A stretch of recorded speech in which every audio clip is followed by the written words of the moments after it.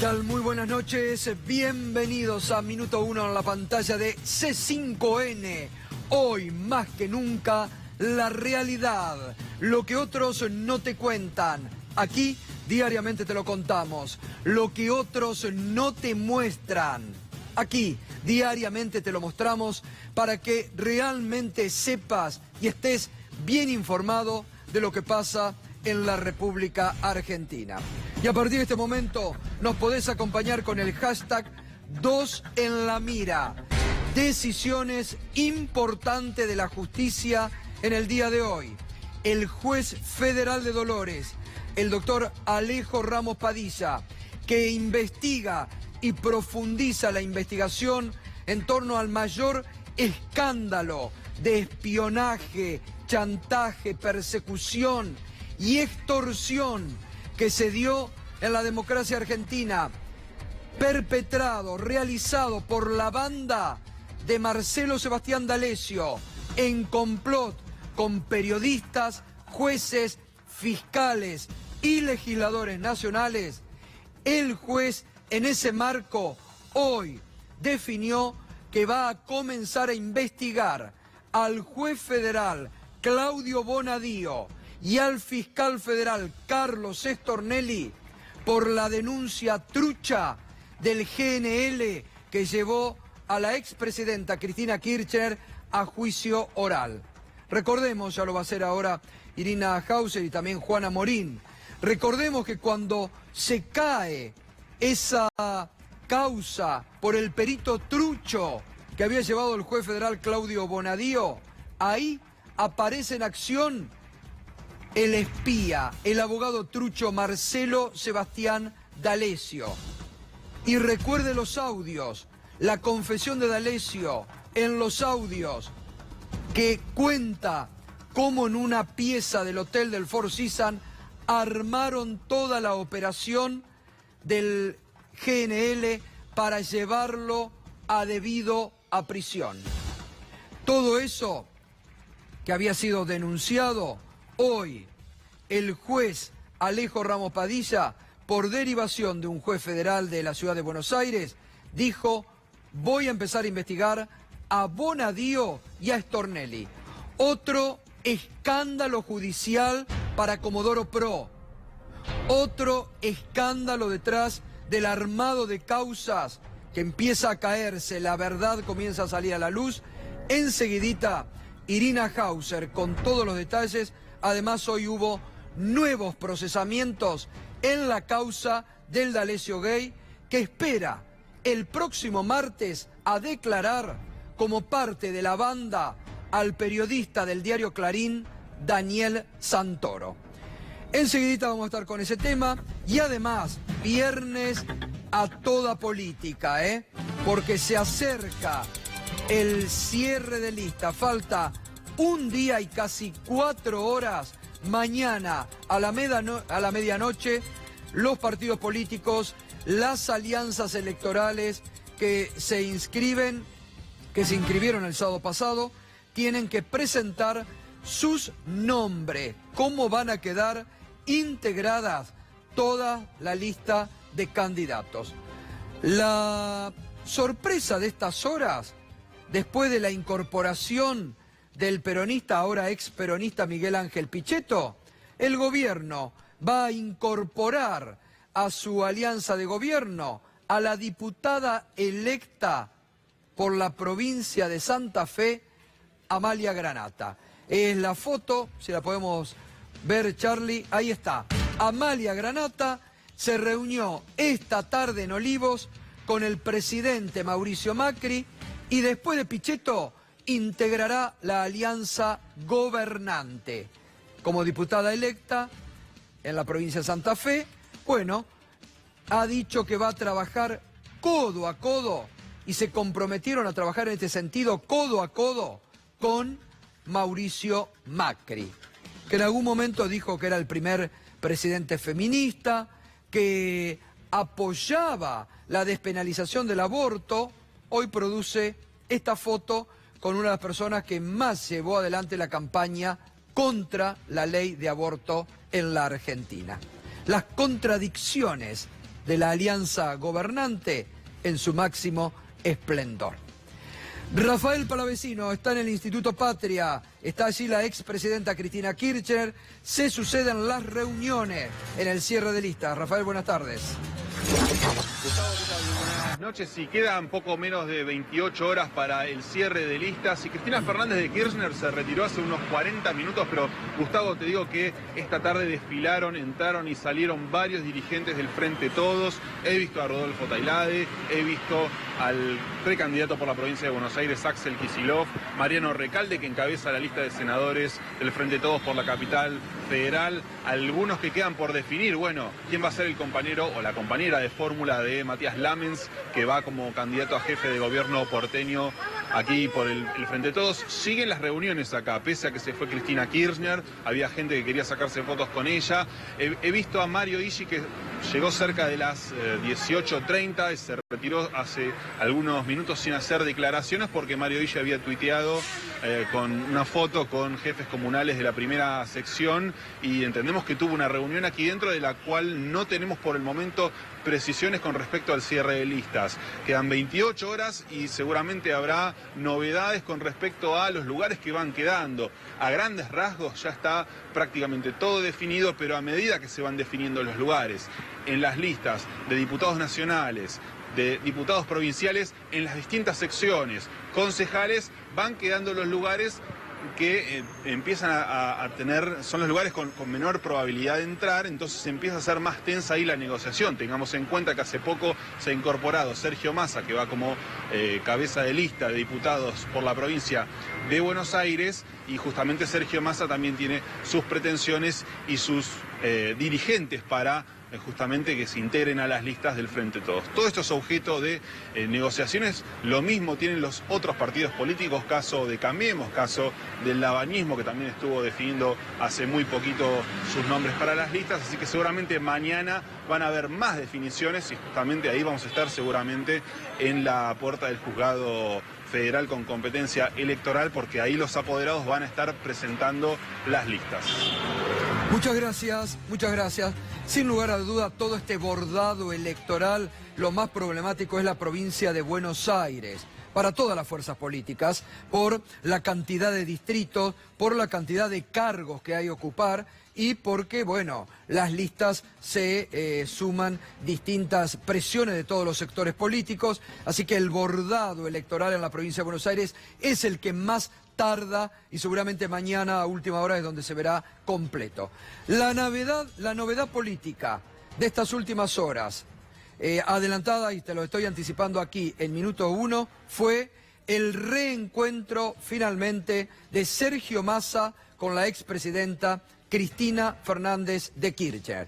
En las últimas horas, en 2 oportunidades ya se encontraron Sergio Massa con la expresidenta. En una de esas reuniones estuvo el candidato presidencial, Alberto Fernández. Terminaron de sellar el acuerdo, terminaron de hablar de cómo quedarán conformadas las listas de este gran acuerdo político del peronismo, en su gran mayoría, que le permite afrontar esta elección de la coyuntura tan difícil, unido con sus máximos representantes, con los que tienen voto, voz y poder. Pero también así, después de haber conversado, reitero, en 2 oportunidades en las últimas horas, quedaron en que recién habrá foto pública de ambos para la semana próxima, después del cierre de lista, porque aún quedan cuestiones por saldar. Pero ya se produjo entonces ese encuentro que terminó de coronar este gran acuerdo político entre el Partido Justicialista, Unidad Ciudadana y el Frente Renovador, junto a muchos otros partidos, casi 14 partidos políticos, movimientos sociales, gremiales, acuerdo que tanto ha molestado al poder político, mediático y judicial, que en las últimas horas se han envenenado y han castigado duramente a Sergio Massa, que en algún momento lo tenían como aliado de algunos medios de comunicación y que por haber cerrado este gran acuerdo político de unidad del peronismo y de buena parte de la oposición, hoy es castigado por estos sectores mediáticos que quieren imponer candidatos, que buscan imponer ideas y que obviamente trabajaban en contra de la unidad del peronismo y que ahora, al lograr, se ven derrotados porque no consiguieron que Sergio Massa no firme ese acuerdo político. Bien, otra foto política. Finalmente, en la ciudad de Buenos Aires, Fernando Pino Solanas va a encabezar la lista de diputados nacionales producto de este gran acuerdo político de la oposición del que le estaba hablando. Pino Solanas así lo comunicó hace instantes. Hoy me reuní con Alberto Fernández y voy a ser el primer candidato de la lista de diputados del Frente de Todos. Ahora tenemos que trabajar para todas y todos los argentinos que hoy sufren, pero que también sueñan con un gobierno que les devuelva la esperanza. Y vamos a ver cómo queda la boleta de la ciudad de Buenos Aires, del Frente de Todos, después de haber cerrado Pino en primer lugar. Alberto Fernández, candidato a presidente. Cristina Fernández de Kirchner, candidata a vicepresidente. Matías Lamens, candidato a jefe de gobierno porteño. Aún no tiene candidato a vicejefa, pero aquí hay que aclarar, no es necesario, para esta categoría como la Ciudad de Buenos Aires no hay paso obligatoria, no es necesaria que se elija mañana, por lo que se va a dilatar algunos días más la elección.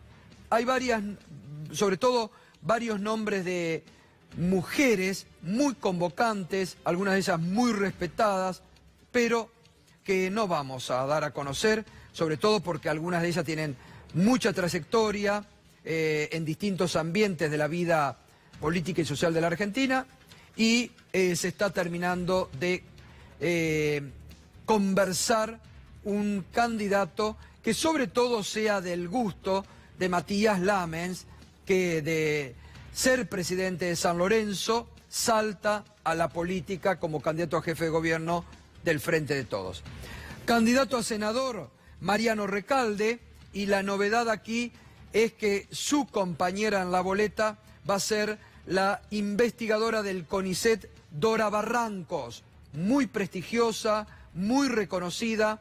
Dora Barrancos también integrará la lista del Frente de Todos. Candidato a diputado nacional, Fernando Pino Solanas, con una amplia trayectoria en la vida política, surgió del peronismo y en los 90 supo oponerse al gobierno de Menem, a las privatizaciones. Recordemos que sufrió incluso por esa lucha un atentado político en los 90 por oponerse a las privatizaciones y sobre todo a la privatización de YPF. Reconocimiento a la trayectoria política de Pino, que se lo merece y que fue uno de los gestores de la unidad de la oposición. Hay que destacarlo. Provincia de Buenos Aires, para la lista del Frente de Todos. Alberto Fernández, Cristina Fernández de Kirchner, la fórmula presidencial. Axel Kicillof, Verónica Magario, la fórmula para gobernador y vice. Sergio Massa encabeza la lista de diputados nacionales de la provincia de Buenos Aires.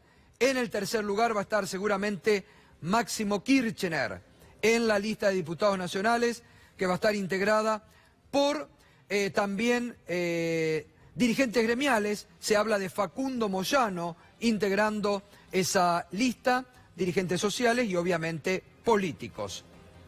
Lista que hoy por hoy encabeza los sondeos en la provincia de Buenos Aires para preocupación de la gobernadora María Eugenia Vidal. El gobierno, después de haber cambiado el nombre catastrófico de Cambiemos, el que fue derrotado en 14 provincias argentinas, Cambiemos, le cambian el nombre, Juntos por el Cambio, la fórmula Macri-Pichetto para presidencia y vice. Para la gobernación, María Eugenia Vidal, Daniel Salvador, repiten fórmula. Candidato a diputado nacional, el actual ministro de Seguridad, Cristian Ritondo. En la ciudad de Buenos Aires, Juntos por el Cambio. Macri-Pichetto, la fórmula presidencial. Repiten Horacio Rodríguez Larreta, Diego Santilli.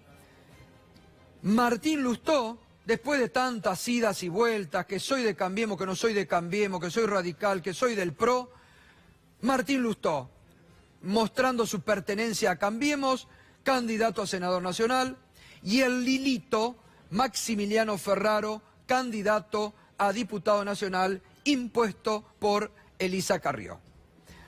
Y bueno, no nos olvidemos de la foto política, ¿no? Porque también es una foto política la que mostrábamos al inicio, la de Amalia Granata, diputada electa de la provincia de Santa Fe, en Olivos, con el presidente Mauricio Macri. Si la podemos poner, vamos a mostrarla, porque habla de las contradicciones fuertes que sufre en estos momentos la Alianza Cambiemos, que como manotazo de ahogado incorpora a Pichetto, después de haber renegado tanto y luchado contra el peronismo, y que después de haberse declarado Macri el primer feminista y de haber dicho que enarbolaba el proyecto para la legalización del aborto, hoy se reunió con Amalia Granata, que se va a incorporar también a la alianza gobernante, máxima exponente de la lucha en contra de la legalización del aborto. Roberto Labaña, otro jugador importante en la tercera vía electoral, en la tercera opción. Candidato presidencial, Roberto Labaña, Juan Manuel Urtubey, gobernador de la provincia de Salta, vicepresidente, definió que el actual diputado nacional, ex intendente de Bolívar, Eduardo Balibuca, sea el candidato a gobernador. Y la pelea feroz entre dos mujeres de la política. Margarita Stolbizer en un rincón y en el otro rincón Graciela Camaño. Si de pelea se trata, ya sabemos quién gana, ¿no? Pero están disputando y peleando el primer término de la diputación en la provincia de Buenos Aires, Stolbizer y Camaño en la lista de Labaña.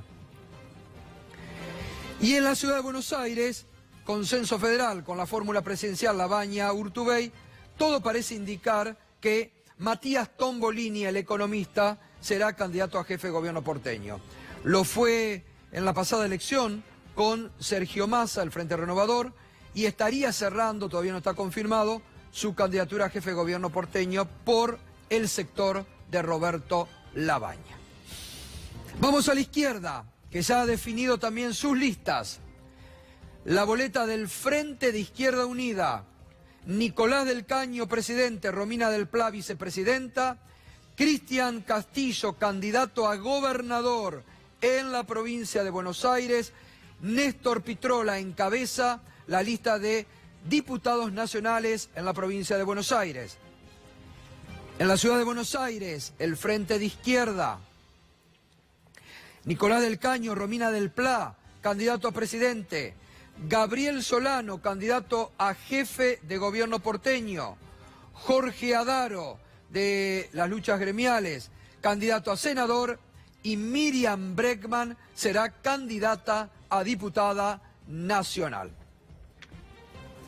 Bien, hoy, esta mañana, el Mañana Silvestre en Radio 10, hablamos con la vicegobernadora electa de la provincia de Santa Fe, compañera de fórmula de Omar Perotti, la doctora Alejandra Rodenas.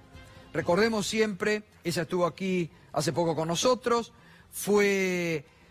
ella era jueza, tuvo una actuación muy destacada en la lucha y en la condena contra los monos, por lo que el tema inseguridad en Santa Fe conoce y es uno de los puntos centrales del Frente de Todos en la provincia de Santa Fe.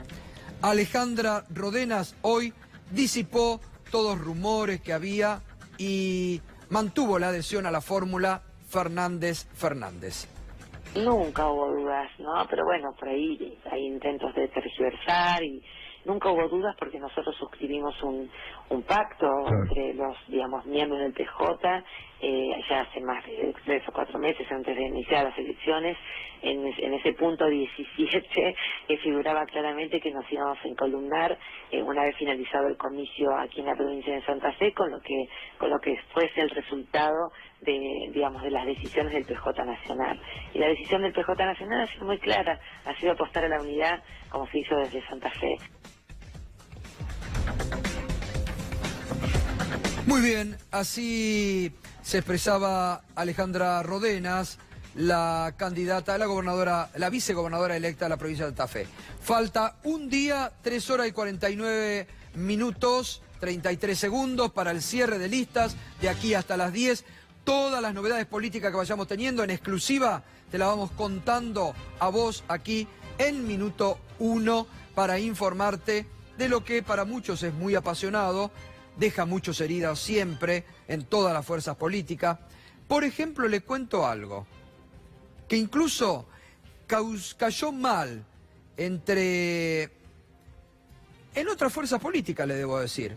Daniel Lipovetsky, una de las espadas de Cambiemos, usted aquí en este programa en más de una oportunidad se lo vio defender, aún en temas indefendibles al gobierno de Macri, fue el que desde la Comisión de Legislación Laboral organizó un debate realmente muy ordenado, muy democrático por el tema de la ley por el aborto, de la legalización del aborto en la Argentina, y fue dejado afuera de las listas de Cambiemos.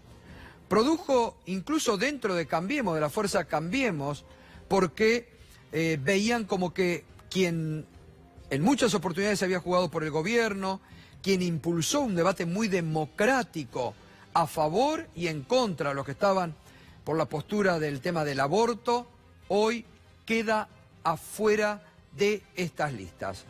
La verdad, llamó mucho la atención. No se sabe si justamente por haber promovido ese debate democrático en el Congreso o por no ser de el círculo cercano a Marcos Peña, pero Daniel Lipovetsky quedó afuera llamativamente. Un muy buen legislador, aunque sea de un pensamiento que uno no comparte, pero un muy legislador eficiente. Pero la política tiene sus roscas también. Bueno, Irina Hauser, buenas noches Irina, bienvenida. ¿Cómo te va? Hoy te toca la pasarela que tanto le gusta a Juana Morín, te la cedió a vos. Bueno, muchas gracias. Bueno, novedades de importancia hoy. Sorprendió el juez Alejo Ramos Padilla cuando dijo: voy a investigar al juez federal Claudio Bonadío y al fiscal federal Carlos Stornelli. Por eso nuestro hashtag 2 en la mira. Sorprendió. ¿Por qué Alejo Ramos Padilla va a investigar a estos controvertidos funcionarios judiciales? Existía una denuncia que tramitaba en Comodoro Pi, la había hecho el abogado Leonardo Martínez Herrero, que lo que planteaba era que en la causa de gas natural licuado, Marcelo Sebastián D'Alessio, el falso abogado, que en ese caso se había presentado como abogado a declarar, había introducido información que podría tener un origen en el espionaje ilegal. O sea, información trucha, básicamente, o información forzada. ¿En qué momento lo hizo? Además, D'Alessio utilizó un momento muy particular. La causa sobre gas natural licuado, sobre la importación, estaba en caída libre. Había sido cuestionado el perito David Cohen, estaba procesado. De hecho, fue confirmado su procesamiento, y era él el peritaje original en el que se había basado Bonadío. Era un peritaje trucho. Aparece Marcelo D'Alessio y viene a salvar la causa de gas natural licuado. Ya para ese entonces estaban complicados Julio Devido y Roberto Barata, pero toda la prueba quedaba en duda. Aparece el salvador Marcelo D'Alessio. Hagamos aquí, porque es una causa que irá explicando muy bien como la estás explicando. Pero vamos a recordar el audio de Marcelo Sebastián D'Alessio cuando al empresario Pedro Echeves le cuenta cómo armaron esta causa que se les había caído y cómo la arman. Así lo confiesa Marcelo Sebastián D'Alessio, cómo armaron esta causa. Cuando se fue el gobierno, yo empiezo a trabajar ahí, codo a codo, con Stornelli y con Bonadío.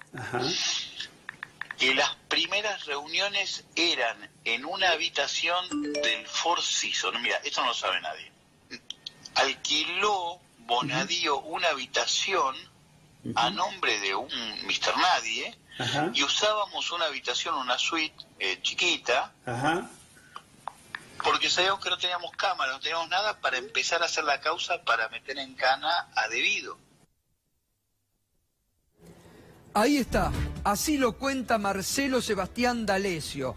Cómo alquilan una habitación en el Four Seasons con Bonadío, con Stornelli, para armar la causa para meterlo en cana a Devido, como usted escuchó. Que ¿Sabés finalmente que Marcelo D'Alessio, sí, finalmente fue lo que ocurrió?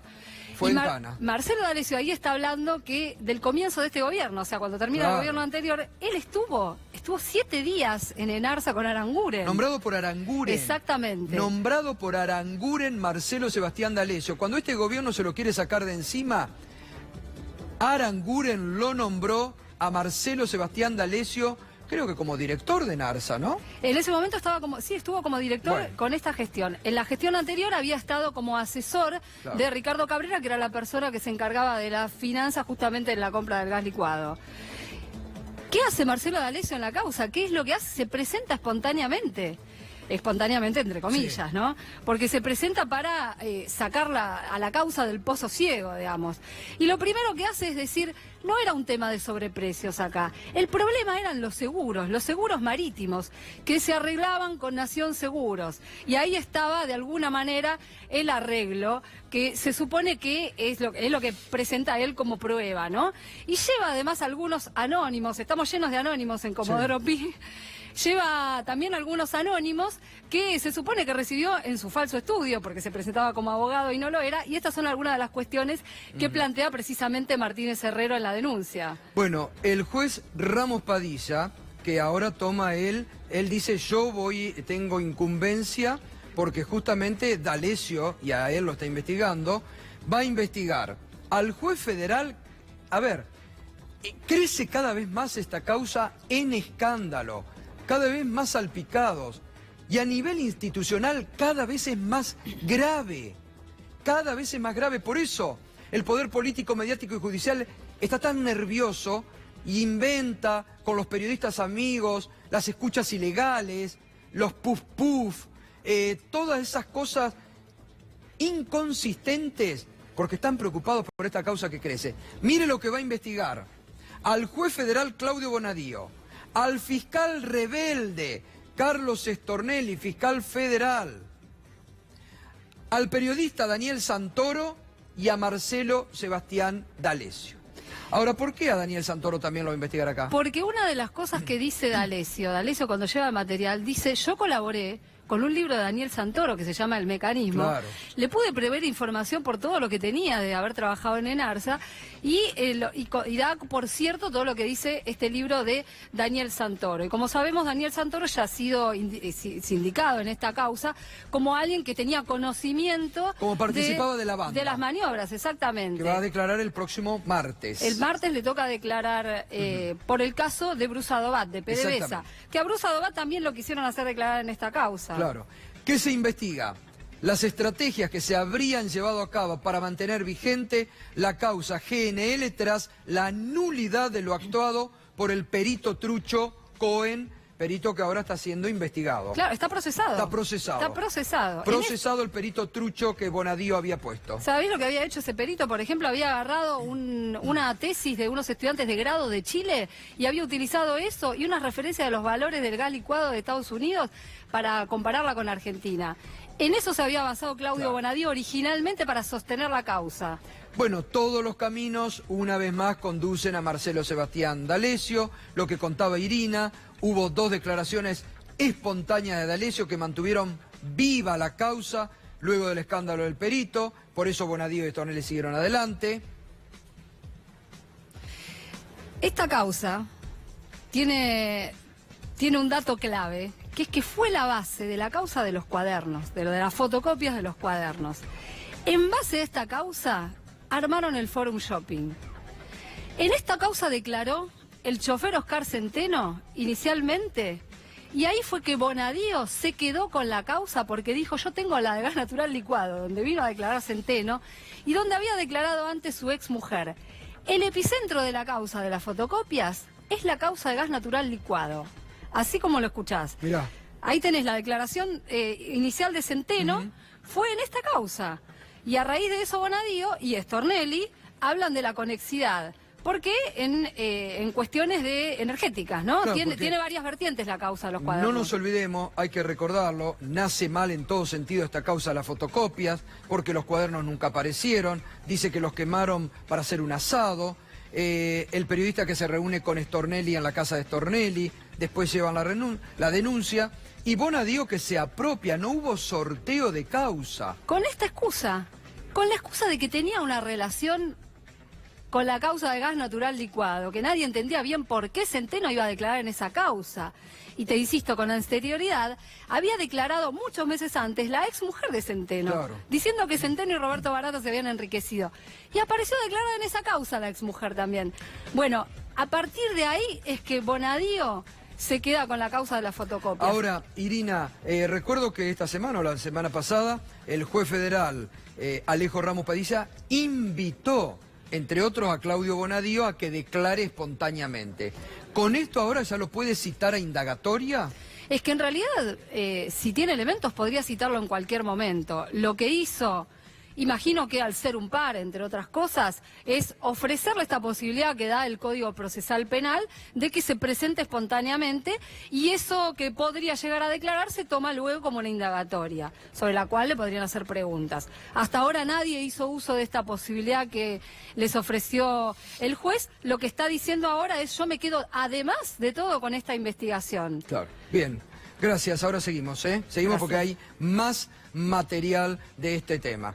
Bueno, ayer hablamos aquí de la bandera manchada, de el insólito acto del presidente Mauricio Macri, que no fue al acto oficial del Día de la Bandera, que fue a un club barrial, que rodeado de muy poca gente y de algunos alumnos, no habló de Belgrano, no habló de la bandera, se dirigió a sindicalistas, a atacar a un gremio completo, a atacar a los camioneros, según anoche lo reveló Hugo Moyano, porque el gobierno está apretando al gremio de camioneros para flexibilizarles su contrato laboral, y el gremio de camioneros obviamente se opone a esa flexibilización, y el presidente ayer no solamente no fue al acto oficial, sino que ni siquiera hizo mención ni a la bandera ni a Belgrano.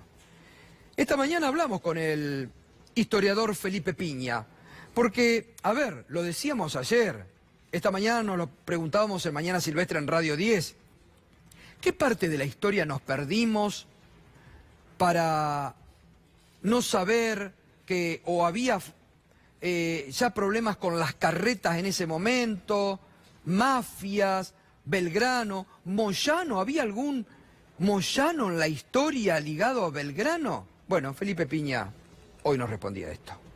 Los sectores poderosos de Argentina, que de alguna manera encarna Mauricio Macri, no están muy orgullosos de su historia. Yo creo que hay como un desamor muy fuerte, ¿no?, por lo que tiene que ver con la patria, que se expresa en quitar a los próceres de los billetes y reemplazarlos por animalitos. Claro. Yo no tengo nada contra los animalitos, pero me parece que están expresando toda una cuestión simbólica, ¿no?, de querer borrar el pasado. Los actos patrios y las fechas patrias pasan intrascendentes, no hay menciones, los medios públicos no se ocupan de ellos, pasan como feriados vacíos de contenido. Hay mucho texto de Belgrano que cobra actualidad, que tiene presencia, ¿no? La cuestión de cuidar el empleo, la cuestión de defender la industria local, de promover el desarrollo, todas cosas que van en sentido contrario a lo que hace este gobierno, y evidentemente quizás se sientan interpelados. Y ayer te mostrábamos cómo, prácticamente en soledad, un excombatiente, Julio Mas, que hay que recordar esto: los excombatientes de Malvinas, que honran como nadie la bandera argentina, en todos estos últimos años habían logrado tener su momento en el acto central del Día de la Bandera en Rosario, en el monumento, porque ellos desfilaban frente a la bandera, llevaban una gran bandera siempre, esa bandera que en algún momento le habían jurado fidelidad. Ayer lo veíamos como Alejandro Mas, en soledad, decía, pese a que no vino el presidente, que no hubo acto oficial, vamos a seguir viniendo todos los 20 de junio y vamos a seguir enarbolando la enseña patria. Esta mañana también, en Mañana Silvestre en Radio 10, hablamos con Julio Mas y esto nos decía. Es muy feo ver a un hombre de más de 55 años como tenemos, y estamos entre los 57 y los 60, algunos un poco más, llorar. Y a mí, yo quiero que mis compañeros se emocionen y me caigan las lágrimas, pero de alegría y no de tristeza. Y entonces tomé fuerza de donde no me salían y únicamente lo que intenté fue darles una arenga para hacerles sentir el valor otra vez y la fuerza de que no importa ese golpe tan bajo. Nosotros no vamos a bajar nunca nuestra bandera y no vamos a dejar de hacer todo lo posible para que el pueblo nos siga teniendo como ejemplo. Golpe bajo, dijo Julio Mas, excombatiente, que ayer también se quedaron, estuvieron ahí igual, hicieron su homenaje a la bandera. Pero uno de los grandes hechos inéditos, inentendibles de estos últimos años, lo que hizo el presidente Mauricio Macri ayer, ni nombrando a Belgrano ni a la bandera, y atacando a gremios y no yendo al acto oficial. Volvemos a la actualidad, vamos a volver, ya está Federico Bernal, una semana del apagón histórico del domingo. El gobierno ni habla del tema, rápidamente se quiere olvidar. A las pérdidas que tuvieron mucho, en las últimas horas, y hoy lo refleja una nota de Página 12, no solamente hubo pérdidas en muchos comerciantes, sino que producto de esas pérdidas, fue el caso de Jorge, del encargado del Imparcial, que es el restaurante más antiguo de la ciudad de Buenos Aires, que el domingo pasado estaba feliz porque en el medio de la recesión había tenido 270 reservas. No solamente no pudo tener ninguno, perdió en ese domingo 300.000 pesos, sino que producto de todo lo que le produjo, terminó siendo hospitalizado esa noche, producto víctima del apagón, de la angustia, de la desesperación, de ver que todo lo de un día se le perdió y no recuperaron. Lo mismo pasó con un panadero de San Martín. Notas de hoy que les recomiendo la lean en Página 12, para ver mucho más allá de las pérdidas, cómo también afecta la recesión, la crisis económica, la economía cotidiana. Y hoy, ahora vamos a volver con este tema con Federico Bernal, porque como el gobierno no quiere que se hable, nosotros vamos a hablar, como hacemos con todos los temas que el gobierno no quiere que se hable. Hoy, muy buena nota del colega Marcelo Bonelli en el diario Clarín, que da datos reveladores sobre la crisis. Dice, Pichetto entró pisando fuerte, pide cambios y talla en el armado electoral. La cuestión energética es clave. La Casa Rosada tiene proyectado negociar un acuerdo con Techín y frenar el conflicto judicial. Pero revela el colega que Miguel Ángel Pichetto aprovechó un bric para hacer un comentario duro a la plana mayor de Juntos por el Cambio. El primer chispazo de Pichetto con el gobierno. Dijo que si él fuera Mauricio Macri, ya le hubiera pedido la renuncia a Gustavo Lopetegui, el secretario de Energía. Fue una reacción íntima que reflejó el malestar que muchos dirigentes del oficialismo tienen por la gestión y actuación que tuvo el secretario de Energía durante el histórico apagón.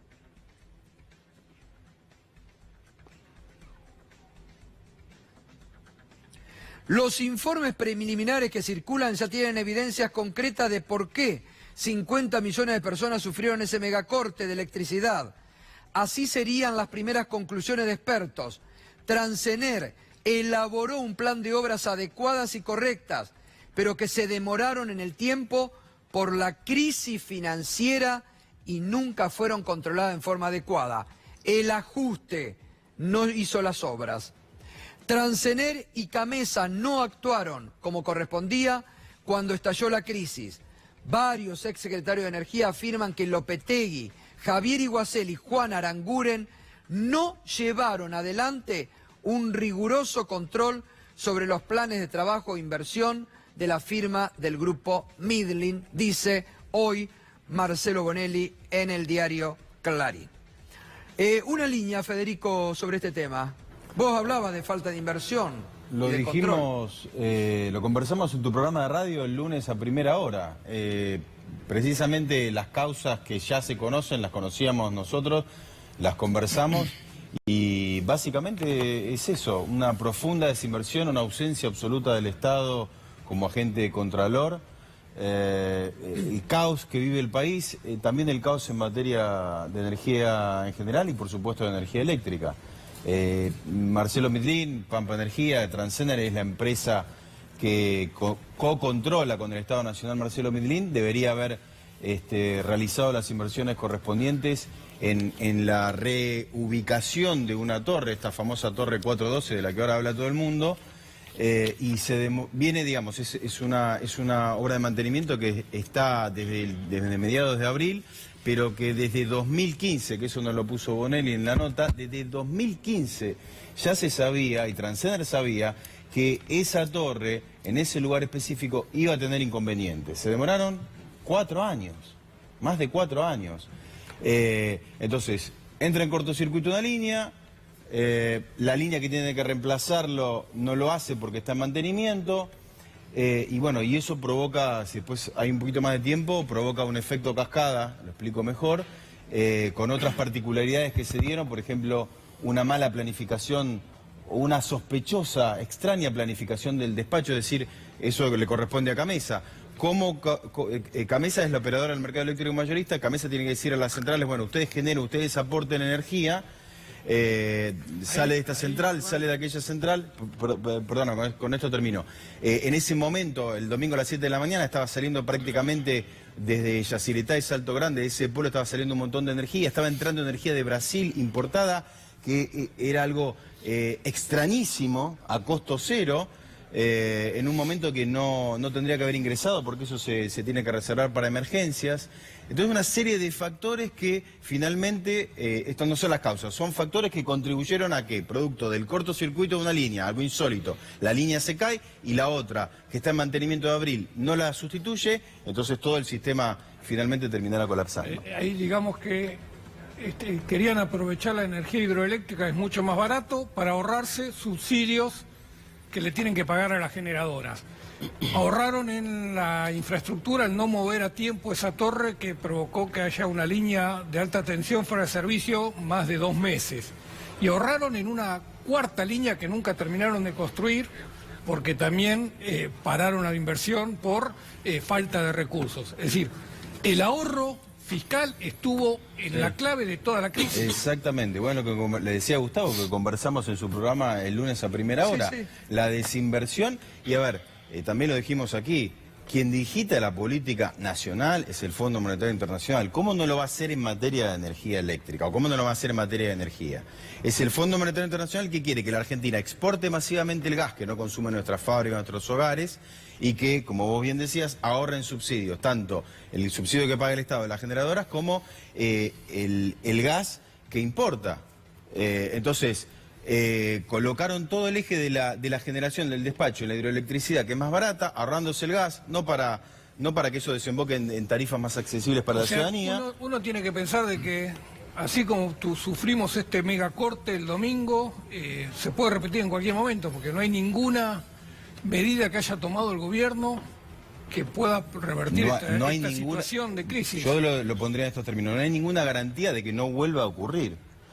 Porque además el abandono de la infraestructura sigue vigente. Hay 2 cosas muy importantes y hasta una que involucra a Caputo. Y además, si estamos hablando que no se hicieron las inversiones, la sobra, por el ajuste, de un día para el otro no se puede hacer lo que no se hizo en años. Por supuesto. Es decir, que estaríamos en las condiciones que el apagón, como dice Fernando, vos lo anticipaste, en cualquier momento se pueda repetir. Sí, no hay ninguna garantía para que no vuelva a suceder. Una de las grandes obras de infraestructura que se abandonaron, que hubiera evitado esto, creo que te referías a eso, es una línea de alta tensión que se tendría que haber construido entre Yacyretá y Resistencia, que estaba a cargo de electroingeniería que fue saboteada, bombardeada por la actual administración. De hecho, Gerardo Ferreira sigue en prisión, ahora está en prisión domiciliaria, y otros los presos políticos como De Vido, Milagrosala, Gerardo Ferreira, electroingeniería también. Esa obra estaba en manos de electroingeniería, tenía un grado de avance del 50% y Macri vino y la abandonó. Era una obra de alta tensión. Entre 2016 y 2018 las líneas de alta tensión no se expandieron en 1 kilómetro. Y durante la época de la crisis energética, entre 2013 y 2015, el sistema de alta tensión se expandió en 430 kilómetros. Y entre 2010 y 2012, 1.400 kilómetros. Era el Plan Energético Nacional que lanzó Néstor Kirchner, profundizó Cristina Fernández de Kirchner y ejecutó el Ministerio de Planificación. Y el otro gran abandono fue los sistemas de modernización informatizado de Yacyretá, porque cuando se produce las fallas en estas líneas, Yacyretá se desprende, para decirlo en términos que se entiendan, se desprende del sistema de generación, y eso es producto de un sistema informatizado que quedó paralizado su modernización por parte de Macri. ¿Por qué? Porque estaba Caputo en el negocio metido. Macri lo quiso meter a Caputo en el negocio de modernización de un sistema llamado SCADA de Yacyretá, que por ser obsoleto tampoco pudo, parece, operar correctamente cuando se produjeron las fallas. Ahora seguimos, Federico. Bueno. Queremos hablar de otro tema que anoche adelantábamos a través de la encuesta de consumo que mostramos aquí de D'Alessio, Airol, Berenstein, sobre la caída en el consumo de medicamentos. En cómo ya ahora, constatado por las encuestas, lo que en algún momento vimos acá, la gente no solamente no toma de medicamentos esenciales, ha dejado de comprarlos, sino que abandona tratamiento. Fernando. Sí, porque hay nuevas encuestas que están mostrando cómo aumentó el precio de los medicamentos, ya no desde 2015, este año. 36% aumentaron los medicamentos en lo que va del año. Esto es 15 puntos más que la inflación promedio de la economía. Es una tendencia que se mantuvo a lo largo de todo este periodo, con los medicamentos aumentando muy por encima del resto de los precios de la economía argentina. Hay que tener presente que los medicamentos aumentaron 300%. Hay algunos que aumentaron hasta 700%, especialmente los que son de uso muy masivo, como los de la hipertensión o los que están asociados al corazón. 6 farmacias, en 6 meses ya cerraron 61 farmacias, pero con una particularidad. Se dio mucho cierre de farmacias en estos últimos 45 días. 22 farmacias cerraron en los últimos 45 días, marcando que es una tendencia muy fuerte el cierre de comercios, especialmente de farmacias, por la caída de venta de medicamentos. Y hay entre los dueños de farmacia, entre las asociaciones que nuclean a la farmacia, la tendencia a convertirse en monotributista, porque ya no pueden sostener el negocio como empresa, entonces empiezan a achicarse convirtiéndose en monotributista como paso previo al cierre. 13% entonces cayó la venta de medicamento en mayo, una caída muy sostenida, viene en los últimos meses y se va profundizando, Gustavo, porque de la medida que cae el poder adquisitivo, el medicamento es algo que la gente ha considerado ya un lujo.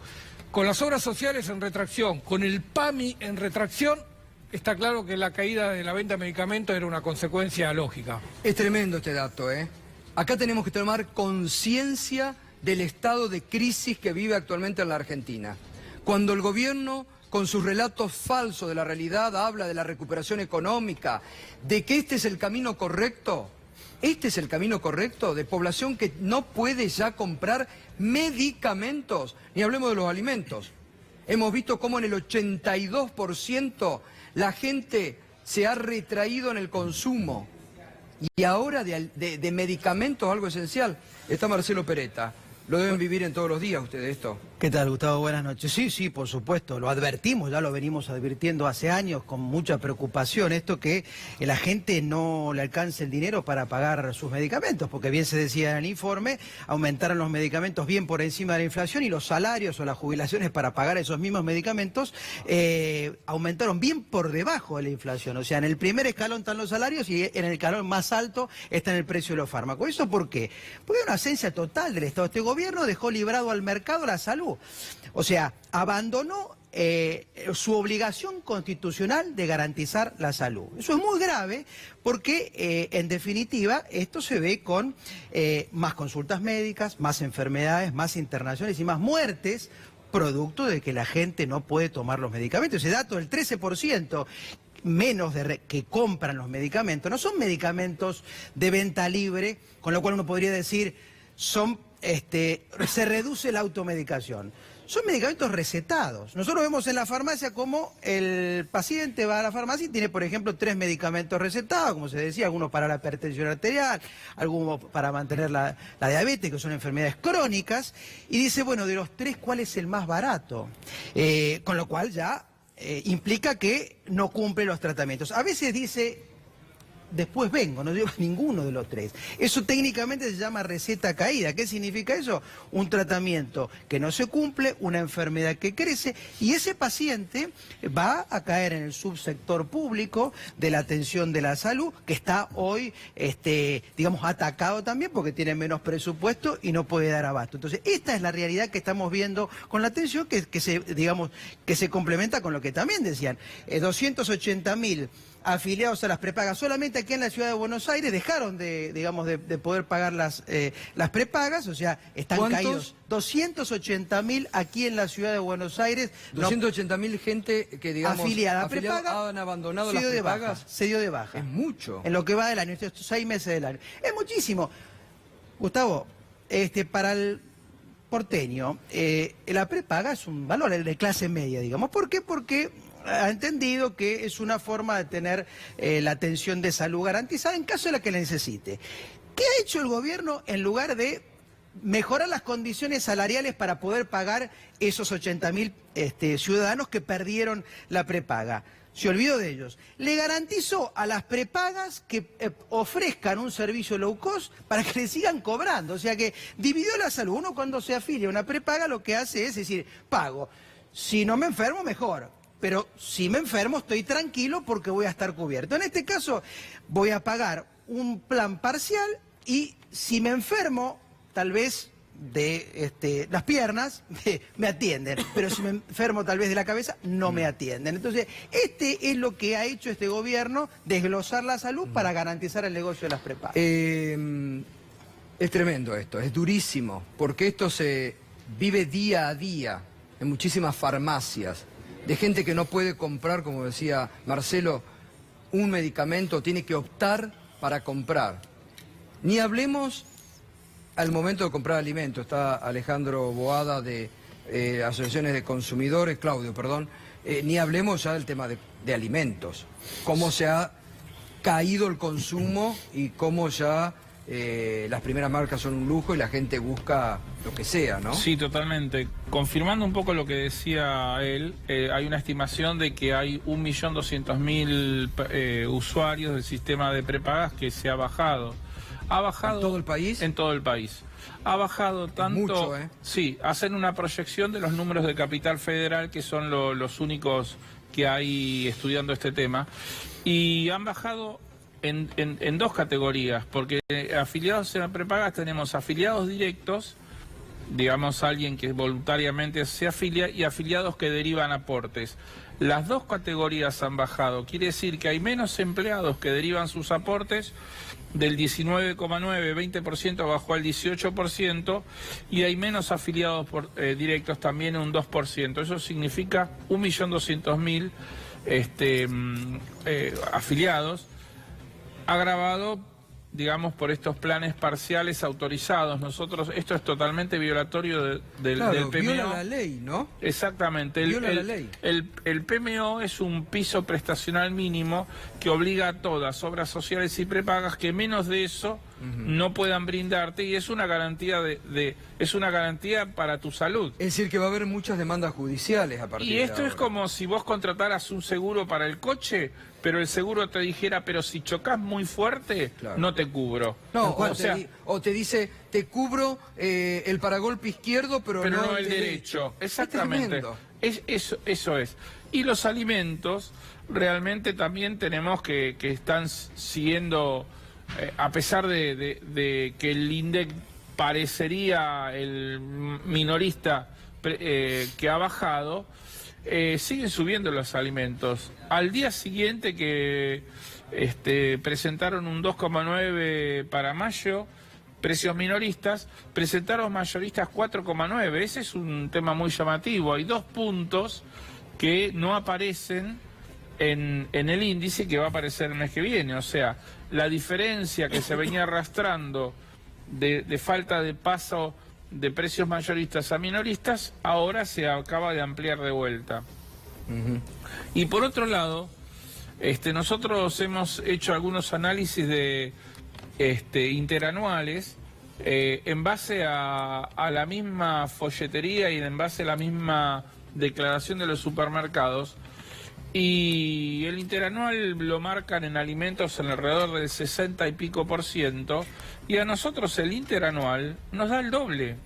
Si nosotros tomamos un folleto de un supermercado del año pasado y lo comparamos a esta fecha, nos da porcentajes de, por ejemplo, un caso, harina, 214, producto contra producto, 214%, 203%, 142%, mientras que el INDEC dice que el número es el 60%. Es lo que analizábamos acá con la leche y el 100% de aumento en un año. Claro. La yerba, 107%, 145%, 86%, 139%, comparando diversas marcas de yerba. Y es llamativo también que nosotros, ¿qué hicimos entonces? Dijimos, bueno, si alguien consumía primera marca, pasa a una segunda marca para gastar menos, para defender su bolsillo, ¿cuánto es la diferencia? ¿Desaparece la inflación interanual? ¿Se retrae? Tampoco es así. Casos, por ejemplo, tetra de tomate, 70% si uno consumía un tomate de primera marca y pasa a una segunda marca. Yerbas, 55%, casi lo que marca el INDEC, que marca un 62, 64. Uy, a ver, discúlpeme, pero ya que lo nombró. Fui a un supermercado nacional... Sí. 178 pesos el kilo de yerba Playadito. Es una locura. No puedo creer. 178 pesos el kilo de yerba Playadito. Lo puse en Twitter porque yo no lo podía creer. Bueno, esos son los precios que vemos todos los días. Y precios cuidados y precios esenciales están desaparecidos. Han empezado a pegarse en los comercios unos carteles bastante grandes que dicen precios cuidados y precios esenciales, pero entramos al supermercado, estos relevamientos hacemos continuamente, entramos al supermercado y no encontramos los productos. No están. Entramos a algunos supermercados, tienen unos logos circulares de unos 10 centímetros que dicen precios cuidados y los tienen pegados por todo el supermercado, pero vos vas y en la góndola no hay ese producto. O sea, publicitariamente y en cuanto a la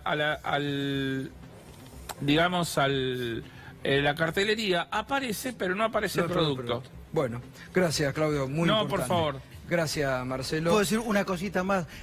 Muy breve, porque por la precarización laboral que planteaste, el monotributismo que está creciendo en la provincia de Buenos Aires por el decreto de la gobernadora Vidal. Es decir, así es como piensa paliar la situación, convirtiendo a trabajadores que estaban bajo convenio, relación de dependencia y protección sindical en monotributistas que no tienen convenio colectivo de trabajo, no tienen aguinaldo, salario ni obra social. Federico, gracias. Vamos a seguir la semana que viene con el tema, porque nos vamos a seguir ocupando, ya que el gobierno no se ocupa, vamos a seguir informando aquí. Pedro, enseguidita, quiero agradecer, permítanme, al sindicato, a FEDUBA, el sindicato de docentes de la UBA, que esta tarde fue un gustazo enorme volver a Filosofía y Letras de Puan, a la Facultad de Filosofía y Letras de la UBA, de la cual egresé, y me dieron este reconocimiento hoy, por la lucha a favor de la educación pública. Así que a la decana de Filosofía y Letras, a todo el cuerpo docente, a los sindicatos, a todos los que fueron, muchísimas gracias. Nuestro compromiso no solo es con la realidad, por suerte caímos en la educación pública y vamos a seguir defendiendo la educación pública. Ya volvemos aquí en Minuto 1.